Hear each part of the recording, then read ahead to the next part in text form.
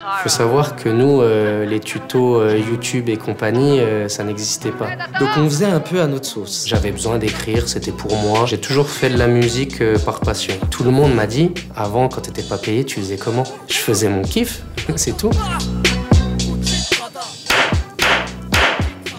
Bon, bien clapé celui-là. Bonjour Chao, merci de nous accueillir ici. Bonjour. Tu as 34 ans, tu es né à Besançon, ton vrai nom c'est Joachim Fan, ton truc à toi c'est la musique et surtout le rap.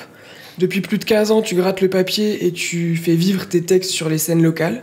Alors en 2009, tu te fais remarquer avec un clip qui s'appelle À 25 000 km/h. Il devient l'hymne de la jeunesse de toute une ville et surtout du quartier le plus peuplé de la région. Ce quartier c'est Planoise. Cet endroit tu le connais par cœur ou presque puisque c'est là-bas que tu as grandi. Alors comment c'était Planoise quand tu étais petit ? Alors, Planoise, quand j'étais petit, c'était un quartier plein de mélanges. Plein de mélanges. Voilà, moi, j'ai grandi avec des gens qui venaient de partout. C'est un quartier où moi, j'ai appris beaucoup puisque j'ai beaucoup traîné. On a beaucoup joué au ballon. On a beaucoup joué à plein de choses, d'ailleurs, que je ne sais pas si les jeunes, aujourd'hui, jouent encore dehors comme nous, on a joué dehors. Mais voilà, c'était un quartier très riche, je trouve, en termes de mixité. Voilà, nous, on a appris l'entraide, le partage, la solidarité. Voilà, c'est vraiment comme ça, moi, que je résumerais mon enfance à Planoise. Alors, évidemment, hein, comme partout, il y a aussi des côtés sombres. Mais moi, je retiens vraiment que c'est quelque chose qui m'a apporté beaucoup de savoir-vivre. Et j'ai des copains qui sont devenus aussi presque mes frères. Après 20 ans, on est toujours liés. Voilà, c'était un peu une petite famille aussi. Tout le monde, c'est un petit village en fait, Planoise. Tout le monde se connaît. Tout le monde sait qui fait quoi, qui est qui. Et voisinage, pareil. Ma maman a vécu là-bas aussi très longtemps, des voisins qui sont toujours en contact avec elle, mais nous, on n'habite plus là-bas. Moi, depuis que j'ai 18 ans, j'habite plus là-bas. Donc voilà, des liens très forts qui sont créés. Et puis, moi, c'est mon enfance, mon adolescence. Donc, beaucoup de souvenirs là-bas. Alors malheureusement, ces dernières années, Planoise, on en parle souvent dans la presse pour des règlements de compte, pour des gens et aussi des jeunes qui y meurent à cause du trafic de drogue. Quel regard tu portes, toi, sur cette évolution et sur ce qu'est le quartier maintenant ? Alors moi, j'ai toujours entendu parler de Planoise. Enfin, je trouve que ça date pas d'aujourd'hui. Moi, j'ai un regard un peu plus large, un peu plus grand angle, parce que j'y étais, donc, comme je t'ai dit, jusqu'à ma majorité. Moi, déjà petit, on parlait de Planoise, puisque j'étais entre le quartier, le centre-ville. J'ai fréquenté le conservatoire. J'ai pu fréquenter beaucoup de sphères sociales aussi, à travers tout ce que je faisais. Et en fait, Planoise...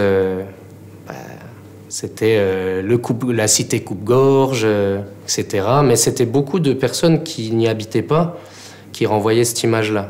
Et c'est vrai que nous, ça nous a toujours fait un peu sourire en tant que Planoisiens d'entendre toute cette négativité, puisque les gens n'y sont pas, ils ne savent pas comment ça se passe, ils ne savent pas quelle est vraiment la vie des gens du quartier. Donc aujourd'hui, c'est vrai que moi, je n'y vis plus. Je n'y vais plus comme je pouvais y être avant, juste parce que mon style de vie a changé. Aujourd'hui, comme tu le sais, j'ai 34 ans, j'ai mon boulot, j'ai mes activités, je fais la musique, je fais mon sport, etc. Mes amis d'enfance sont plus forcément à Planoise, puisque il y a eu des relogements, des bâtiments qui se détruisent au fur et à mesure. Mais c'est vrai que ce que je vois aujourd'hui dans la presse, dans tout ce qui se passe, ça m'attriste beaucoup. Je trouve que les passages à l'acte, la violence sont beaucoup plus fréquents. À toutes les époques, moi je sais qu'à toutes les époques, il y a eu ce genre de soucis.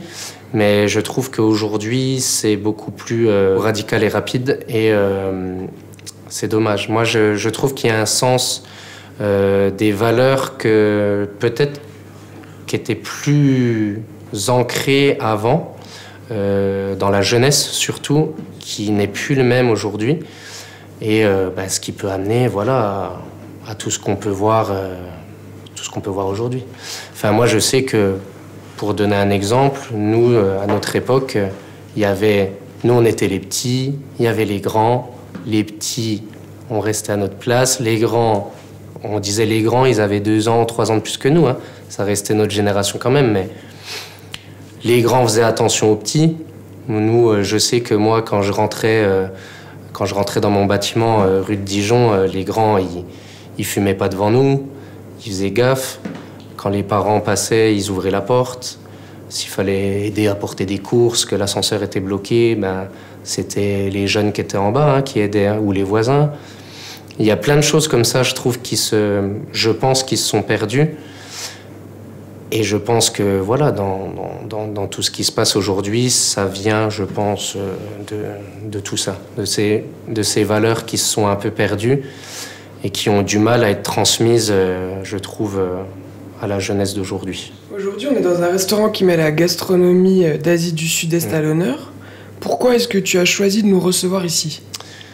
Alors, le Chinatown, donc, c'est un restaurant qui est ancré à Besançon depuis très longtemps. Je ne sais plus exactement depuis quand le restaurant est là, mais il est bien là depuis au moins 20 ans, au moins, facile. C'est un restaurant dans lequel j'ai pu tourner mon dernier clip, donc, qui s'appelle Hiroshima. Donc le patron Soka m'a donné cette possibilité et j'ai trouvé ça super et je le remercie. C'est aussi, je trouve, un restaurant très beau, très classe. Et je trouvais que c'était sympa de tourner ici pour le clin d'œil à l'Asie, puisque je suis d'origine vietnamienne. Et puis c'était aussi un petit renvoi d'ascenseur à Soka qui nous a toujours bien accueillis. Voilà. Alors justement, tes origines vietnamiennes, je crois qu'elles sont importantes pour toi. Est-ce que tu peux nous expliquer un petit peu quel rapport tu as justement à tes origines ? Oui. Alors, il faut savoir que donc, ma maman est française, d'origine lorraine, voilà. Et mon papa vient du Vietnam. Donc lui, il est arrivé du Vietnam à 9 ans, 9 ou 10 ans à peu près. Et puis, de fil en aiguille, il a terminé sa vie en tant qu'artiste, en tant que conteur. Donc moi, c'est vrai que ce rapport à l'Asie, voilà, il est dans mon sang, il fait partie de moi, tout simplement. Il est sur mon visage, il est partout. Et après, c'est assez ambigu, puisque en fin de compte, mon papa m'a jamais vraiment appris la langue, appris vraiment les traditions. C'est... En fin de compte, moi par exemple, c'est à Planoise, avec une famille laotienne, voilà, la famille Nokam, donc famille d'amis, que j'ai commencé à apprendre un petit peu toutes les traditions d'Asie du Sud-Est, etc. Donc quand je te disais la solidarité et tout ça, voilà, ça passe par là aussi. Et c'est vrai que mon papa, il m'a aussi transmis beaucoup de choses artistiques. Voilà, lui, il était conteur. Il faisait du théâtre. Il a fini sa vie à La Réunion. 1 mois avant enfin, peut-être pas 1 mois, 2-3 mois avant son décès, il était en tournée en Afrique. Il était au Burkina Faso. Enfin voilà, c'est quelqu'un qui a beaucoup valdingué. Il a été dans la région aussi à Valentinier. Il faisait des ateliers à Valentinier. Il a tourné avec une troupe en Suisse. Enfin voilà, c'est quelqu'un qui a toujours été là-dedans. Et c'est de lui que je tiens mon nom. Donc je suis très fier de mon nom. L'île Shaolin, qui était mon blaze, c'est aussi un rapport voilà, à l'Asie, au Tibet, aux moines Shaolin. Aujourd'hui, c'est Shao.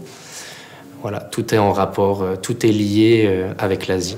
Pourquoi tu as fait évoluer ton nom, ton blaze ?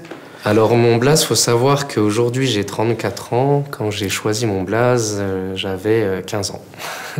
J'avais 15 ans. À l'époque, voilà, j'ai toujours aimé les films de kung-fu, les arts martiaux.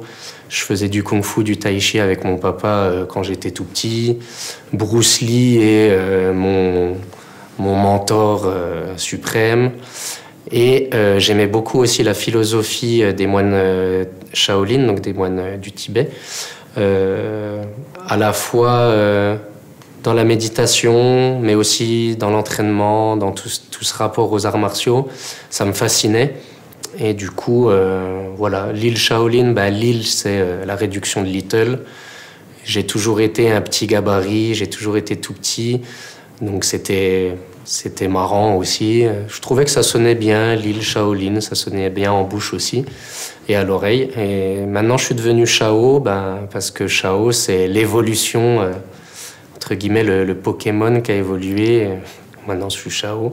Je suis un petit peu plus âgé, un petit peu plus assagi aussi.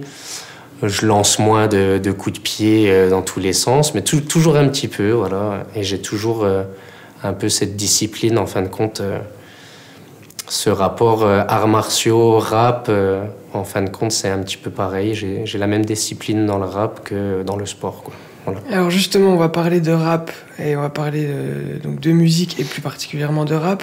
Raconte-nous ta rencontre avec la musique, comment ça s'est fait? Eh ben, ça s'est fait assez vite, pareil, assez naturellement. Moi, j'ai baigné très rapidement dans le hip-hop. Je viens de Planoise, hein. À Planoise, la musique numéro 1, ça a toujours, enfin, il me semble, en tout cas, à mon époque, ça a toujours été le rap. C'était le passage obligatoire. C'était passage obligatoire, voilà, ça faisait partie de mon environnement aussi. Mes grands frères ont connu, pour moi, l'âge d'or du rap français aussi. Donc, ils écoutaient à la maison, voilà, les albums des plus grands rappeurs français. Donc, j'ai toujours été dedans. J'allais aussi, je traînais un peu à la MPT de Planoise, donc à l'époque qui était au Europa Liende, à côté de l'école Bourgogne. Donc là, je voyais les breakers aussi, les danseurs. Donc j'ai toujours été là-dedans depuis tout petit. Et puis j'ai eu aussi une ouverture musicale élargie avec le conservatoire de musique, puisque j'ai pu intégrer le conservatoire très tôt, à mes 5-6 ans. Ça, c'était une volonté de tes parents de te mettre au conservatoire? Ouais, mais du coup, c'était une volonté de mes parents. Moi, ça a jamais été quelque chose qui venait de moi. Et en fin de compte, ça m'a ouvert l'esprit sur beaucoup de styles. Et j'ai eu la possibilité aussi d'avoir une prof de piano qui m'a pas mis que sur du classique, qui a pu aussi me laisser essayer d'autres choses, du jazz, plein de choses. Et je trouve que c'est hyper important puisque le rap puise aussi ses racines dans beaucoup d'autres styles. Donc c'est comme ça que moi je me suis mis dedans. Alors si on revient en arrière au premier son que tu faisais, qu'est-ce que ça donne? L'île Shaolin, comment il bosse à cette époque-là, sur ses sons? Alors, au début, tout le côté technique, il faut savoir que nous, les tutos YouTube et compagnie, ça n'existait pas. Donc, on faisait un peu à notre sauce. Moi, j'avais le PC familial dans la chambre qui était l'ancienne chambre de mon frère, à côté de la mienne, donc rue de Dijon. J'avais Audacity qui est le logiciel gratuit disponible en téléchargement, et j'avais un micro tige MSN, puisque à l'époque c'était MSN Messenger, Skyblog, il y a eu Caramel avant, mais c'est encore plus loin, les MySpace un peu plus tard, enfin voilà. Et je m'enregistrais comme ça. D'ailleurs, je m'enregistrais très mal, puisque je ne savais pas faire plusieurs pistes. Je mettais juste l'instru, et l'instru sortait sur les enceintes, et je m'enregistrais, donc j'enregistrais le micro sur la même piste. Donc autant dire que là, je pense qu'il y a les techniciens qui rigolent derrière les caméras, mais voilà, c'est comme ça que j'enregistrais mes premiers sons. Et puis j'essayais d'équilibrer ça un maximum pour que ça sonne pas trop mal aux oreilles. C'était horrible, en vrai c'était horrible. Mais du coup, j'envoyais tout après sur MSN aux copains, qui renvoyaient à d'autres copains, et puis ça tournait. Et puis après, j'arrivais au collège, il y avait 30 personnes là, qui avaient écouté le morceau. Sur les MP3 à l'époque, les petits MP3 là où il fallait appuyer pour changer les musiques. Donc voilà comment on faisait à mon époque. Puis après, j'ai essayé de faire des CD, donc je gravais les CD. Pareil, le PC de la maison, il a chauffé, là, fallait graver les CD un par un. Et après, les refiler dans le bus, aux arrêts de bus, en ville. Donc tu contrôlais la chaîne de production de A à Z, j'ai l'impression. Bah, je faisais tout, hein. Après, c'est pareil, je me suis essayé aussi aux instrus. Donc, il faut savoir que 25 000 km/h, c'est mon instru, c'est moi qui l'ai faite. Mais après, je me suis rendu compte que valait mieux que je me concentre sur l'écriture et le rap. Faire des instrus, c'était pas forcément pour moi. C'est un métier. Il y avait des gars qui étaient beaucoup plus doués que moi, donc je les ai laissés faire. Mais ouais, je faisais tout seul, de A à Z, au fond de ma chambre. Après, le studio a un peu évolué, j'ai commencé à avoir un peu de matériel, mais un peu plus tard, hein, vraiment plus tard, puisqu'on a déménagé rue d'Arène avec ma maman. Et là, j'ai commencé à essayer de monter un semblant de home studio, toujours avec les boîtes d'œufs sur le mur, mais le micro commençait à devenir un micro, semi-pro, on va dire, avec l'anti-pop et tout ça, les logiciels un petit peu plus adaptés, on va dire, à une production, je dirais, presque professionnelle, quoi. Ouais. Si on en revient au clip à 25 000 km/h, raconte-nous un petit peu comment ça s'est fait et ce qu'on y voit dans ce clip pour les personnes qui ne l'ont pas vu. Donc 25 000 km/h à l'époque, déjà pour organiser le clip, moi je n'avais aucune notion de comment on organisait, comment on réalisait un clip. Donc moi c'est très simple, j'avais un Skyblog qui était pas mal suivi à l'époque. J'ai mis une annonce sur le Skyblog, rendez-vous dimanche 14h devant Norma à Planoise. Ceux qui ont des 2 roues et compagnie, n'hésitez pas à venir. Voilà, je suis arrivé, il n'y avait personne. Du coup, j'étais un peu dégoûté, mais en fait, quand les caméras sont sorties, c'est ça qui a attiré en fait le monde. Et du coup, il faut savoir que les premières personnes qui sont arrivées, c'était beaucoup des plus jeunes que moi. Donc moi, c'est pareil, j'étais un peu dégoûté, je voulais avoir mes potes dans le clip. Mes potes, ils n'étaient pas là à l'heure, comme d'hab, voilà. Mais en fin de compte, ça a fait boule de neige. Et puis, tout le monde s'est greffé et tout le monde a joué le jeu. Et en fin de compte, même les réalisateurs de l'époque, donc c'était, à l'époque, ça s'appelait La Petite Vidéo. Donc c'était 2 gars d'ici, Pierre Amar, Pierre-Antoine, qui s'étaient lancés dans la vidéo. Pierre-Antoine est toujours dans la vidéo d'ailleurs. Et même eux ont été agréablement surpris parce que quand ils disaient quelque chose, tout le monde le faisait. Il n'y a pas eu de débordement. Il faut savoir qu'on était beaucoup sur le tournage. On a fait plusieurs spots dans le quartier, on a marché sur la route. On a bloqué un peu la circulation, enfin voilà, mais tout s'est très bien déroulé. La police est passée à un moment donné pour voir ce qu'on faisait. On leur a expliqué ce qu'on faisait, il n'y a pas eu de souci. Donc non, c'était en fin de compte, c'était le bazar organisé, en fin de compte. Parce que quand on peut voir le clip, on se dit waouh, ils ont retourné le quartier, ils ont fait n'importe quoi, mais en vrai, pas du tout. Ok, il y avait des mecs qui faisaient de la bécane sans casque, voilà, mais j'ai envie de dire, on était dimanche et à Planoise, je suis désolé. Passage obligatoire. C'était comme ça tous les dimanches, donc en fin de compte, on a juste sorti une caméra. Ça a permis en tout cas de créer une émulation et de faire un projet collectif finalement. C'était ton projet, mais c'est devenu sur ce clip quelque chose de très collectif. Ouais. C'est vrai que moi, à cette époque-là, j'avais aucune prétention dans la musique. C'était vraiment, j'avais envie de faire un clip pour montrer mon quartier, pour montrer un peu l'ambiance qu'il y avait. Et en fait, ça a fait... toutes les personnes qui étaient dans le clip avaient envie de voir le clip. Donc ça faisait déjà pas mal de monde. Les copains ont regardé le clip, après ça repartageait, et puis... en fin de compte, très vite, on m'en parlait partout, quoi. Moi, je sais qu'aujourd'hui, on est en 2025, on me parle de mon premier clip de 2009. Voilà, on me chante encore le refrain. Des fois, en concert, on me dit « Ah, tu fais pas 25 000 km/h ?» Les gars, j'ai fait des morceaux depuis, enfin, tu vois. Donc, en vrai, je suis hyper fier et reconnaissant pour ça parce que, en fait, on a fait un truc avec des bouts de ficelle et voilà. Et bah, m'en parler encore aujourd'hui, ça me fait hyper plaisir, quoi. Dans un de tes sons, par rapport au clip que tu as tourné ici, Hiroshima, tu dis « Je préfère crever avec mes valeurs que mourir pour la plata ». Donc ça dénote quand même beaucoup avec le discours de pas mal de rappeurs actuellement, hein, de plus en plus d'ailleurs, pour qui la réussite passe obligatoirement par le fait de gagner beaucoup d'argent.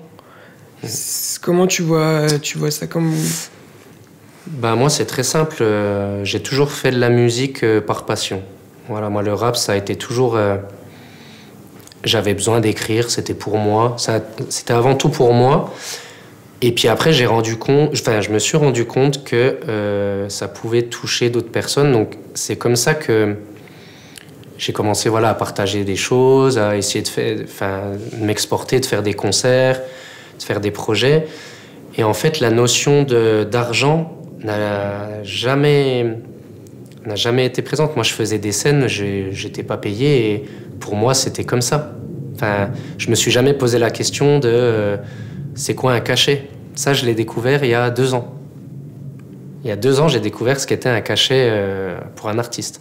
Avant, voilà, ou alors on me disait ouais, ben viens, machin, on me passait 50 €, j'étais content. J'allais payer un truc à boire aux copains, et puis voilà, c'était fini. Mais même dans, on va dire, l'industrie musicale, je vais dire ça comme ça, il n'y avait pas de question d'argent. Nous, faut savoir, mon clip, à l'époque, j'ai jamais payé. On parlait pas de sommes d'argent pour enregistrer. Enfin, je trouve que c'est quelque chose qui s'est... Alors, heureusement...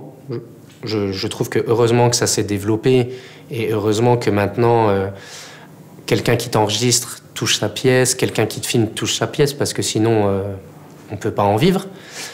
Mais moi, à l'école du rap à laquelle j'étais, on faisait tout ensemble. On fait un clip ensemble pour avancer, pour faire autre chose après. C'est des projets communs et c'est une aventure humaine avant tout.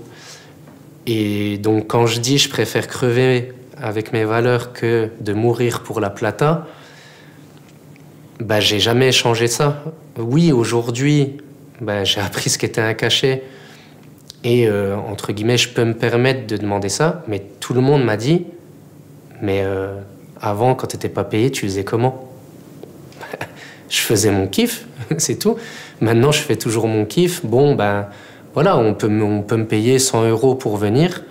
Bah, je suis content. Les 100 €, au lieu de les mettre dans le studio où je vais enregistrer et tout ça, bah, je les réinjecte dans mes projets. Puis je fais vivre ma musique, quoi, c'est tout. T'es pas un rappeur bling-bling. Le bling-bling, j'ai l'impression que ça te passe au-dessus. Alors, moi, le bling-bling, c'est pas mon truc. C'est pas mon truc. Moi, les strass et les paillettes, c'est pas mon univers. J'ai jamais grandi là-dedans non plus. Ça j'ai jamais été mon truc aussi de montrer les grosses voitures. C'est pas mon truc.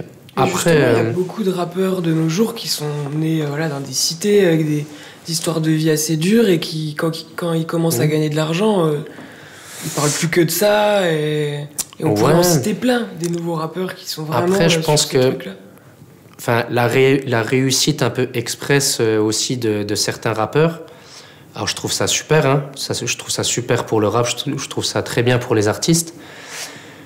Mais je pense que c'est pas très bien accompagné.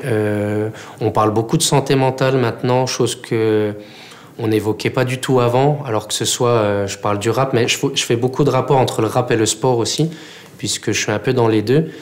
Mais c'est comme les sportifs, les petits jeunes qui gagnent leur premier contrat pro et qui pètent je sais pas combien de millions du jour au lendemain. Je pense que ça peut faire tourner la tête, ouais. Je pense que ça peut te faire péter les plombs. Et donc, je dis pas que je peux comprendre, que un mec du jour au lendemain, bah ouais, il a envie de s'acheter la plus grosse montre, la plus belle bagnole et machin. Mais je pense aussi que psychologiquement, faut être bien accroché et bien accompagné. Mais moi, personnellement, à mon niveau, à mon échelle, déjà, j'ai pas forcément la prétention d'être quelqu'un qui s'étend rien qu'au territoire national. Pour l'instant, je tourne dans Franche-Comté, dans cette zone-là. J'ai pas encore ouvert mes frontières plus loin. Pour l'instant, on va s'en tenir à ça. Donc en tout cas, tu fais, comme je le disais en intro, des concerts sur de nombreuses scènes locales. Et tu as aussi fait des premières parties assez importantes. Tu as fait notamment la première partie du groupe IAM, qui je crois est un groupe important dans ton histoire. Oui, très important, oui. Bah oui, la première partie d'IAM l'année dernière, en 2024, donc à la Rhodia, groupe hyper important puisque c'est, je pense, le premier groupe de rap français qui m'a scotché, que ce soit sur les textes, sur le visuel, sur tout. Ben, moi, j'ai découvert l'école du micro d'argent. La pochette, c'est des samouraïs sur... c'est des samouraïs sur des chevaux, je crois. Enfin, moi, l'univers asiatique que ce groupe dégageait, et particulièrement Shuriken, ça m'a toujours voilà, fasciné. Donc, c'était hyper important pour moi de participer à cette première partie. Pour le coup, de rencontrer Shuriken, qui est aussi un mentor pour moi, de lui filer un de mes projets, de discuter avec eux.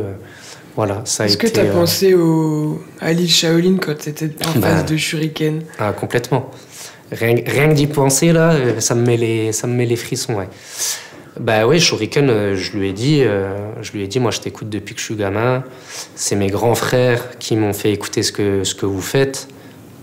J'avais presque les larmes aux yeux quand il m'a dit bah, donne-moi ton CD. Je lui ai dit de toute façon, tu l'écoutes pas. Pour moi, c'est déjà incroyable que t'aies mon CD.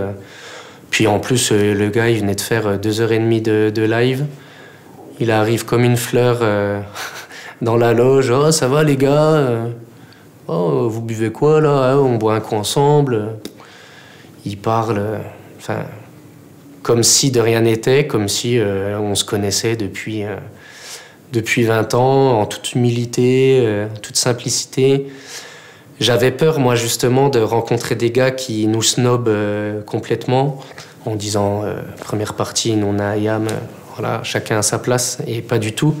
Et du coup, ça m'a réconforté aussi dans le fait que ce gars, c'est mon mentor et je ne l'ai pas choisi par hasard. Et tout ce qu'il dit dans ses textes, humainement, il le reflète aussi. Donc non, j'étais ultra... comme un gamin, quoi. Ultra content, rêve de gosse, la boucle est bouclée, je peux mourir en paix, voilà. Le plus tard possible. Si on en revient un petit peu à ce que tu disais tout à l'heure sur la simplicité, le fait de garder les pieds sur terre, toi, il y a peut-être quelque chose qui te permet de le faire, c'est que tu ne vis pas à 100% de la musique, tu as un métier à côté. Qu'est-ce que c'est?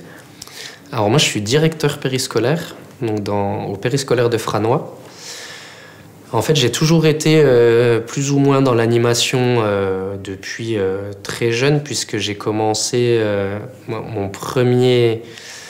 ma première expérience d'animation, j'avais 16 ans, j'étais bénévole. Et en fait, j'ai jamais lâché.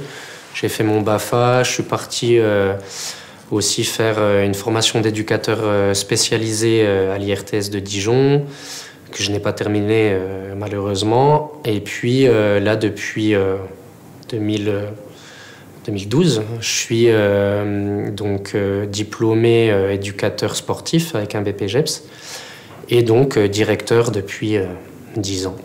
10 ans maintenant. Donc je travaille avec des enfants qui ont entre 3 et 10 ans, donc de la petite section au CM2.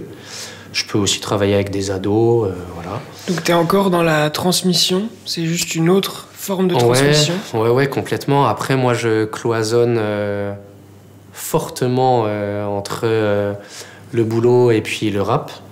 Bon, je me fais démasquer au fur et à mesure de l'année, puisque les grands frères que j'avais qui sont partis au collège, au lycée, ben, ils ont peut-être les petits frères et les petites sœurs à l'école.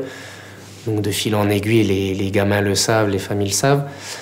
Mais oui, effectivement, la transmission est différente, mais en fin de compte, c'est universel, que ce soit dans la musique ou l'animation, c'est pareil.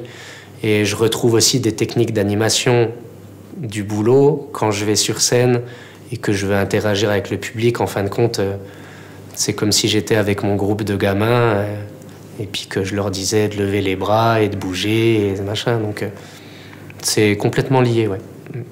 En 2025, ton idylle avec le rap bat son plein, si je peux dire. Tu viens de signer avec une agence artistique, donc tu rationalises un petit peu ton travail, on va dire. Qu'est-ce que ça va changer pour toi?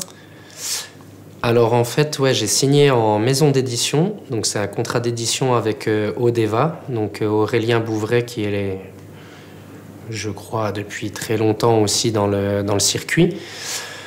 Ce qui change pour moi, c'est que j'ai vraiment quelqu'un qui valorise mes œuvres. En fait, c'est vraiment ça la définition de l'éditeur. C'est valoriser les œuvres de l'artiste. Donc c'est de la promotion, de la diffusion, de la programmation aussi. Donc lui, il va me permettre de franchir un palier niveau... il va m'ouvrir des portes, surtout pour la scène. Et il va pouvoir booster un maximum mes sorties de projets. Donc tout ça, moi, je le faisais tout seul. J'ai toujours toqué à la porte, pris des contacts, discuté pour avoir des scènes, avoir des opportunités. Et aujourd'hui, j'ai donc Aurélien qui est derrière et qui chapeaute tout ça. Alors qu'est-ce qu'on peut te souhaiter justement pour l'année qui vient? Du kiff, du bonheur, voilà. Moi, en fait, je continue à faire... en fait, j'ai pas changé mon fonctionnement est toujours le même. Et Aurélien me l'a dit aussi, je viens pas pour dénaturer ton fonctionnement et ta manière d'être. Continue de faire ce que tu fais comme depuis le début, quoi. Mais ce que tu peux me souhaiter, c'est... des belles scènes, des beaux festivals, des beaux moments de partage. Voilà. Là, j'ai des concerts qui s'annoncent cette année. Je peux pas encore, je vais pas encore donner les dates parce que les progs sont pas encore sortis, mais il y a des chouettes choses qui arrivent. Donc moi, j'ai hâte de vivre tout ça parce que c'est presque, comme tu dis, l'idylle. Je suis en train de vivre mon idylle. Et puis, je m'entoure de personnes compétentes. Donc ça fait plaisir. C'est tout ce qu'on te souhaite en tout cas. Merci beaucoup, Chao. Merci.